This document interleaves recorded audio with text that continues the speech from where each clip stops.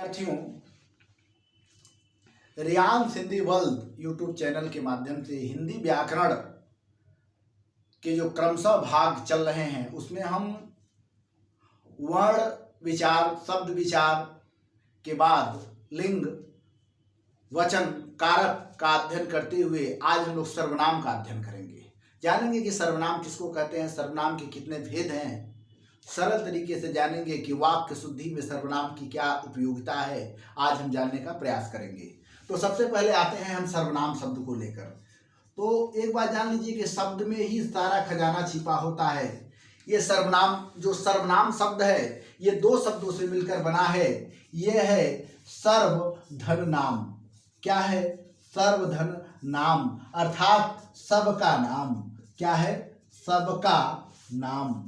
और एक बात आपको बता दें कि सबका नाम का मतलब ये होता है कि जहाँ जिस चीज को नाम कहते हैं वही संज्ञा जैसे संज्ञा को ही हम नाम कहते हैं। और यहाँ जो सर्वनाम है यानी सबका नाम, जो संज्ञा के बदले आते हैं शब्द, उसी को सर्वनाम कहते हैं। लेकिन कांता प्रसाद गुरु ने सर्वनाम की परिभाषा देते हुए कहा है कि सर्वनाम वह विकारी शब्द को कहते हैं। सर्वनाम वह विकारी शब्द को कहते हैं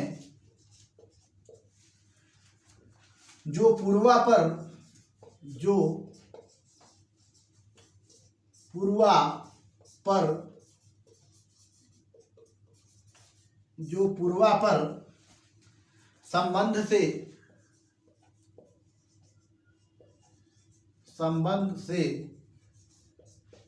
किसी संज्ञा के बदले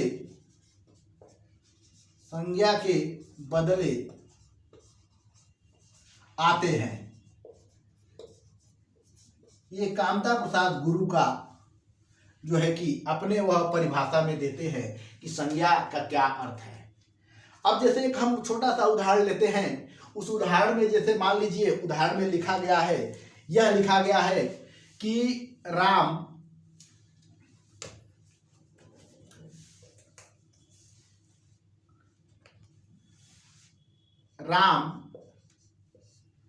बहुत अच्छा लड़का है, बहुत अच्छा लड़का है। राम पढ़ने में तेज है। राम के पिता नौकरी करते हैं।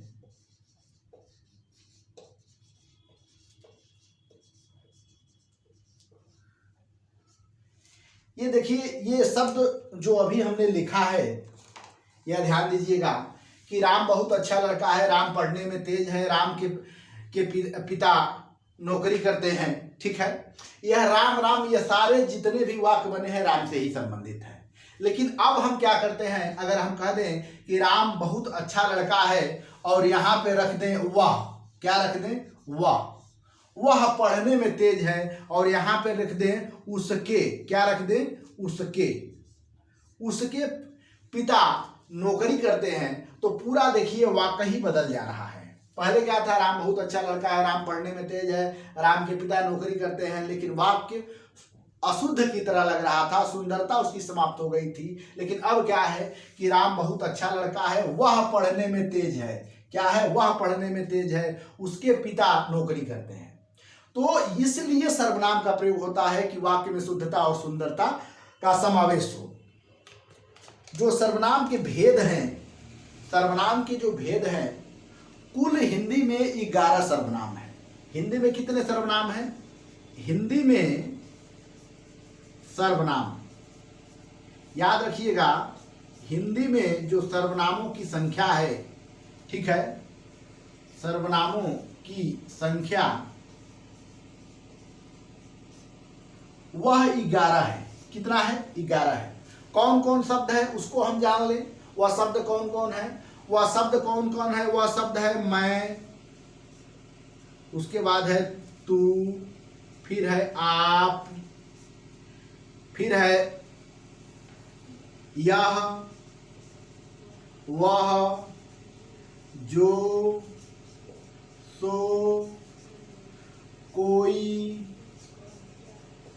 कुछ, कौन, क्या, 1 2 3 4 5 6 7 8 9 10 11, यही टोटल हिंदी में सर्वनामों की संख्या है। और इसी के आधार पर हिंदी के सर्वनामों के भेद किए गए हैं। जो कुल भेद हिंदी के सर्वनाम के जो भेद हैं वह 6 भेद हैं। और उसी 6 भेद के आधार पे हम लोग आज जानेंगे कि सर्वनाम और जानेंगे। तो अब इसके बाद हम अध्ययन करते हैं सर्वनाम के भेद। इसके बाद कौन सा टॉपिक है? सर्वनाम के भेद। तो सर्वनाम के भेद 6 होते हैं, उसके बारे में हम जानेंगे कि सर्वनाम के भेद 6 में कौन कौन भेद हैं, उनका क्या औचित्य है। तो हेडिंग आप दीजिए सर्वनाम के भेद। क्या हेडिंग देंगे? सर्वनाम के भेद। सर्वनाम के भेद में सबसे पहले आप आएंगे जो 1 नंबर पे है वह है पुरुषवाचक। क्या है? पुरुषवाचक। याद रखिएगा, पहला सर्वनाम है पुरुषवाचक। पुरुषवाचक का मतलब ये होता है कि पुरुष और स्त्री दोनों का संबोधन कर रहा है। कहीं ऐसा ना भ्रम पाले रहिएगा कि पुरुषवाचक का मतलब केवल पुरुष होता है। यानी जो सर्वनाम, ठीक है, स्त्री और पुरुष के बदले में आते हैं उसको हम पुरुषवाचक सर्वनाम कहते हैं। और पुरुषवाचक सर्वनाम के समझ लीजिएगा कि 3 भेद होते हैं, ठीक है। और उसी को हम लोग जो है कि उत्तम पुरुष, पहला क्या कहते हैं? उत्तम पुरुष, और दूसरा है मध्यम पुरुष, और तीसरा है अन्य पुरुष। अन्य पुरुष, उत्तम पुरुष, मध्यम पुरुष, अन्य पुरुष। अब देखिए उत्तम पुरुष का मतलब क्या होता है? First person, second person, third person जो अंग्रेजी में कहा जाता है। ये जो उत्तम पुरुष है, उत्तम पुरुष का मतलब, उत्तम पुरुष में वह सर्वनाम आते हैं जो लिखने वाला हो। क्या क्या इसके अंदर विशेषता हो? इसके अंदर विशेषता होना चाहिए उत्तम पुरुष के अंदर कि वह लिखने वाला हो। ठीक है, लिखने वाला हो। दूसरा बोलने वाला हो। क्या हो? बोलने वाला हो, ठीक है। और उसके बाद कहने वाला हो। कहने वाला हो। ये जो बोलता है, ये जो बोलता है, लिखता है, ठीक है, या कहता है, वही उत्तम पुरुष होता है। जैसे मैं यहाँ पे पढ़ा रहा हूं तो मैं उत्तम पुरुष हूं, और आप सुन रहे हैं तो आप मध्यम पुरुष के अंतर्गत आएंगे। और मध्यम पुरुष में जो है कि मध्यम पुरुष में कौन कौन होता है? तो मध्यम पुरुष में जो होता है, याद रखिएगा, मध्यम पुरुष में होता है सुनने वाला, यानी श्रोतागण। एक हो गया श्रोता जो सुन रहा है। मान लो कोई लिख रहा है तो दूसरा क्या हो गया? पाठक भी हो जाएगा, ठीक। अब जो पाठक और श्रोता होता है वह क्या करता है? सुनता है।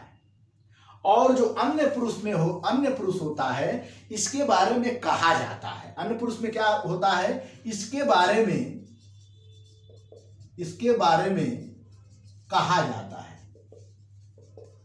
सरल शब्दों में हम बता रहे हैं कि क्या बोलने वाला ये है, सुनने वाला ये है, और इसके संदर्भ में बात होता है, यानी थर्ड पर्सन के संदर्भ में बात होता है। यही जो है कि क्या बोलते हैं? उत्तम पुरुष, मध्यम पुरुष और अन्य पुरुष के अंतर्गत आता है। अब जो मूल शब्द है, थोड़ा सा गौर करिएगा। अभी तक हम लोगों ने क्या समझा कि लिखने वाला, श्रोता, और इसके बारे में कहा जाए। वह अब शब्द कौन कौन से शब्द इसके अंतर्गत आएंगे ये भी हम जानने का प्रयास करेंगे कि इसके अंदर कौन कौन शब्द आते हैं, यह जानने का प्रयास करेंगे। तो देखिए, उत्तम पुरुष कौन होता है? जो बोलता है। और उत्तम पुरुष में बोलने वाला कौन होगा? बोलने वाला दो ही लोग होगा, या तो मैं या तो आप। ठीक है, या तो मैं और या तो आप, मतलब एक ही चीज होता है, मैं हम। ठीक है, मैं और हम, यही दो जो शब्द है उत्तम पुरुष में। मैं, अब मैं शुद्ध शब्द है। मैं क्या है? एक मैं है और दूसरा क्या है? हम है। यही दो उत्तम पुरुष के शब्द हैं। अब मैं से क्या होता है कि मैं जो है होता है, अब मैं से देखिए, अब मैं से बन गया मुझे, जितना विकार इसमें हो जाएगा मुझे। अब जो मैं है, ध्यान रखिएगा, मैं से मुझे हो गया, अब मैं से मेरा हो गया, मैं से मेरी हो गई। ठीक, अब मैं से जितना विकारी शब्द होगा सब उत्तम पुरुष के अंतर्गत आएगा। इसी तरह शुद्ध शब्द क्या है? हम है। हम से विकार क्या क्या लिया? हम से विकार लिया हमें, हमारी। ठीक, हमें, हमारी, हमारा। ठीक, हमको, मानो कुछ भी जिससे जितना इससे विकार हो जाए वह सब उत्तम पुरुष के अंतर्गत आएगा। अब मध्यम पुरुष में क्या है? मध्यम पुरुष में जो होता है, मध्यम पुरुष में जो शुद्ध शब्द है वह तू है। कौन? एक होता है तू और दूसरा होता है आप। ये मूल शब्द है। कौन कौन? एक तू और आप।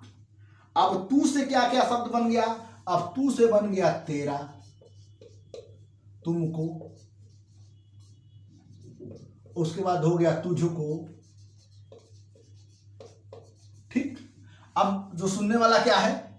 अब जैसे मैं कह रहा हूं कि मैं तुमको गोली मार दूंगा, तो मैं क्या हो गया? अब मैं उत्तम पुरुष हो गया। जो तुम जिसको सुन रहा है वह जो है कि मध्यम पुरुष हो गया। तो तू से तेरा, तुझको, तुमको, मतलब जो शब्द आते हैं वह जो है कि क्या बोलते हैं, ये उसके विकारी शब्द होते हैं। इसी तरह आप से, अब जैसे आप से जो शब्द बनता है वह बनता है आपको, एक हो गया आपके। ठीक है, ये दो वचनों का, ये दो शब्दों का बार बार हम लोग उत्तम पुरुष और मध्यम पुरुष में प्रयोग करते हैं। अब अन्य पुरुष में देखें कि क्या क्या होता है। अब अन्य में देखिए, अन्य में कौन कौन शब्द मूल होते हैं। जो अन्य में होते हैं वह दो ही शब्द मूल होते हैं। वह होता है एक वह और वह होता है यह। याद रखिएगा, अब जो वह और ये जो शब्द है, यही शब्द से ये बने हैं। अब ये बने जाएंगे वे, ये बन जाएंगे ये विकारी शब्द है। यही से सब बन जाएंगे वही, और यही से बन जाएंगे यही, ये जो है कि विकारी शब्द है। अब हम लोग समझ चुके हैं कि उत्तम पुरुष, मध्यम पुरुष और अन्य पुरुष में कौन कौन से शब्द आ सकते हैं। ठीक है, इसके बाद हम लोग दूसरे में जाते हैं। जो दूसरा मूल चीज है, जो दूसरा सर्वनाम है। दूसरा सर्वनाम क्या है? निजवाचक सर्वनाम है। क्या है? निजवाचक सर्वनाम। अब निजवाचक सर्वनाम में यह पुरुषवाचक सर्वनाम था। निजवाचक सर्वनाम में देखिए, अब निजवाचक सर्वनाम में निजता की बात होती है। जिस सर्वनाम में निजता की बात हो, स्वयं की बात हो, तो जिस सर्वनाम में हम लोग क्या लिखने जा रहे हैं कि जिस सर्वनाम में क्या होना चाहिए? निजता का प्रयोग होना चाहिए, स्वयं के लिए प्रयोग होना चाहिए। यानी जिस सर्वनाम में स्वयं की बात हो, अपने आप की बात हो, तो वह होता है निजवाचक सर्वनाम। अब निजवाचक सर्वनाम में क्या क्या होता है? जो सर्वनाम निज के लिए, अपने आप के लिए प्रयुक्त होते हैं वह निजवाचक सर्वनाम होते हैं। इसके उदाहरण, इसके शब्द क्या है? इसके शब्द क्या है? एक शब्द है स्वयं और एक शब्द है आप ही। अब इसका उदाहरण हम दे सकते हैं कि कैसे कैसे उदाहरण हम लोग लिख सकते हैं। अब जैसे मान लीजिए कि एक उदाहरण हमने दिया कि दिनेश ने, ठीक, दिनेश ने स्वयं को, ठीक है, गोली मार लिया,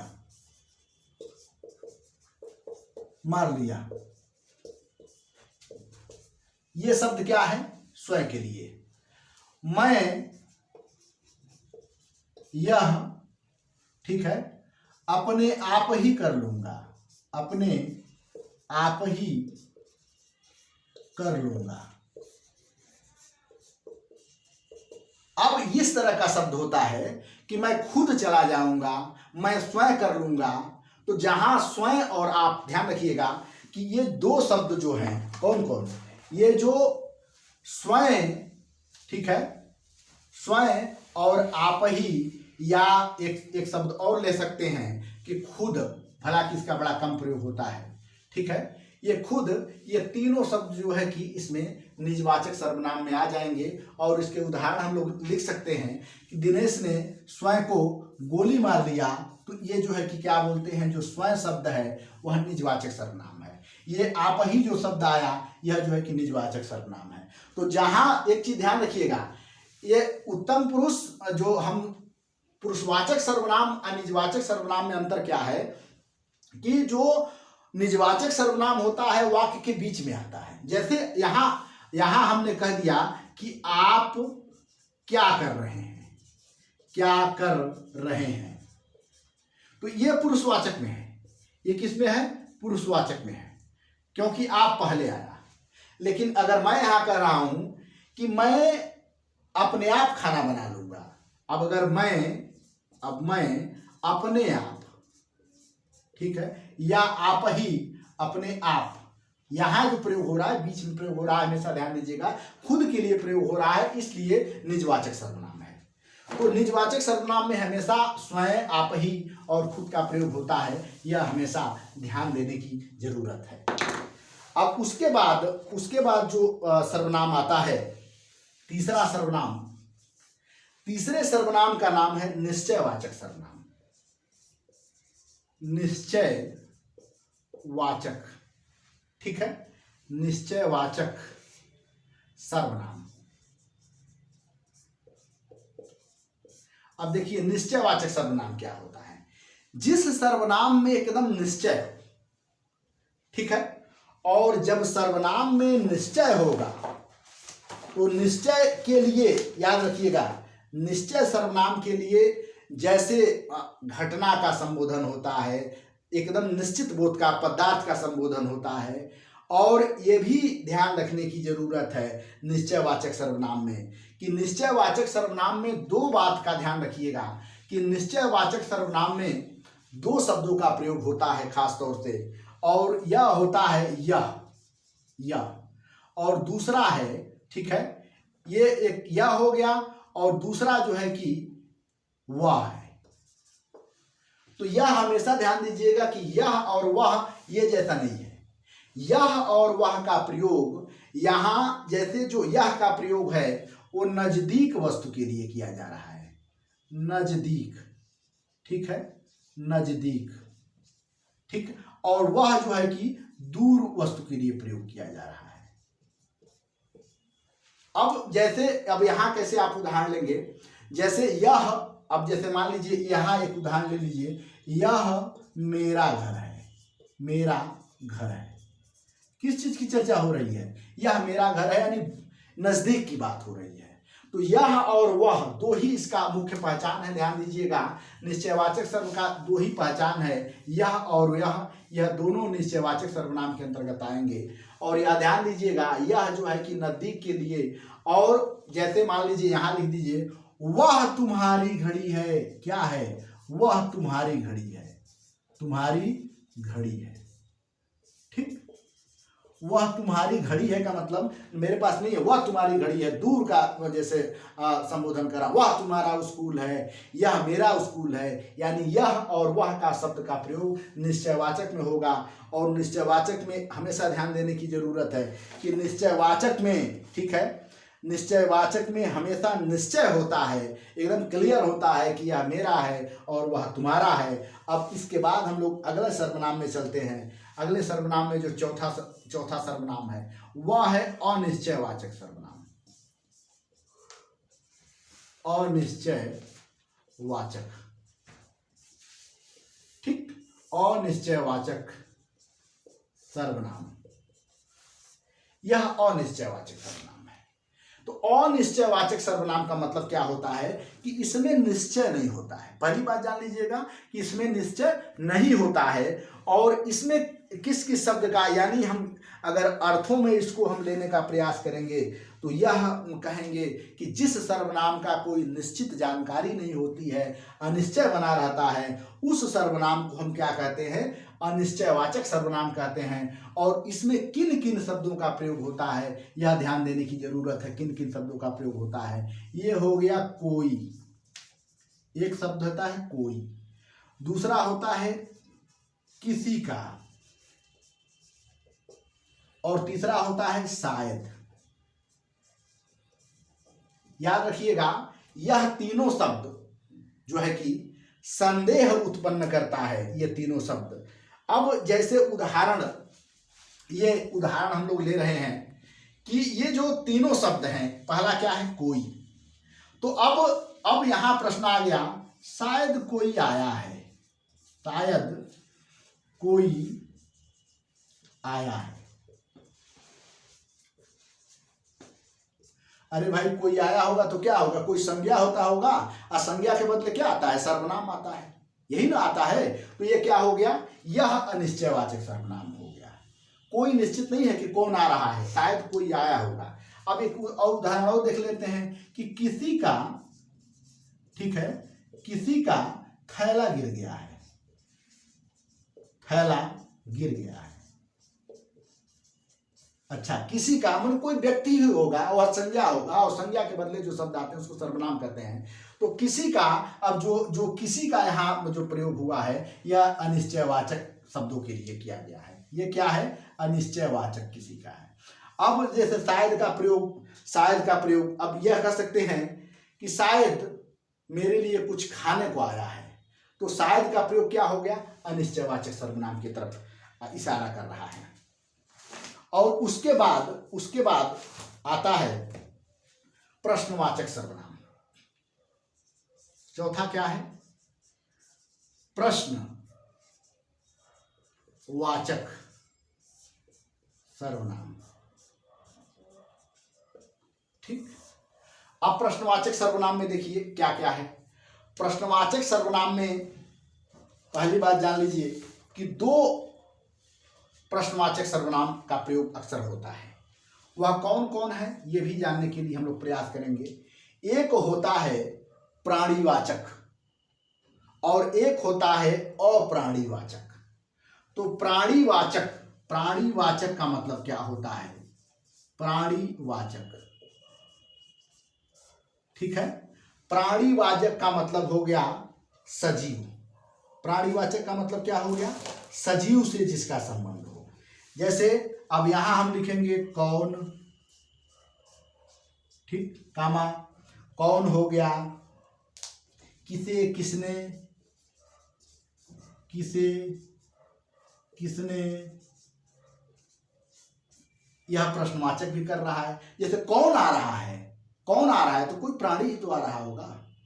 जैसे ये किसको मारा गया, किसने मारा, तो ये क्या है, प्राणीवाचक है।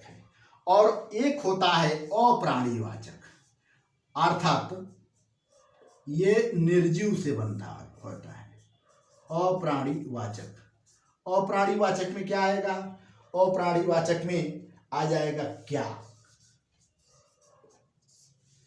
ठीक। अप्राणीवाचक में क्या आएगा, क्या। तुम क्या खा रहे हो, तुम क्या खा रहे हो। तो जब ऐसे प्रश्न, जब जो जिसमें प्रश्न बनते हो, ठीक है, तुम क्या खा रहे हो, तो क्या कोई वस्तु ही तो खा रहा होगा, आदमी घोड़ा तो खाएगा नहीं, ठीक है। कोई क्या खा रहे हो, तो यह जैसे प्रश्नवाचक सर्वनाम के अंतर्गत आएगा, ठीक है। तो इसके बाद जो अंतिम है, जो अंतिम महत्वपूर्ण है वह है संबंधवाचक। संबंधवाचक, अब देखिए संबंधवाचक में कौन कौन सा शब्द आता है। संबंधवाचक का मतलब ये होता है कि संज्ञा व्यक्ति वस्तु घटना के साथ कोई न कोई संबंध बताता है। अब इसमें कौन कौन से शब्द आते हैं, पहले शब्दों को हम लोग पकड़ने का प्रयास करेंगे। कौन कौन से शब्द आते हैं, जैसे जो, सो, ठीक है, आ गया जो सो, बीच में डैश होना चाहिए तब एक शब्द माना जाएगा।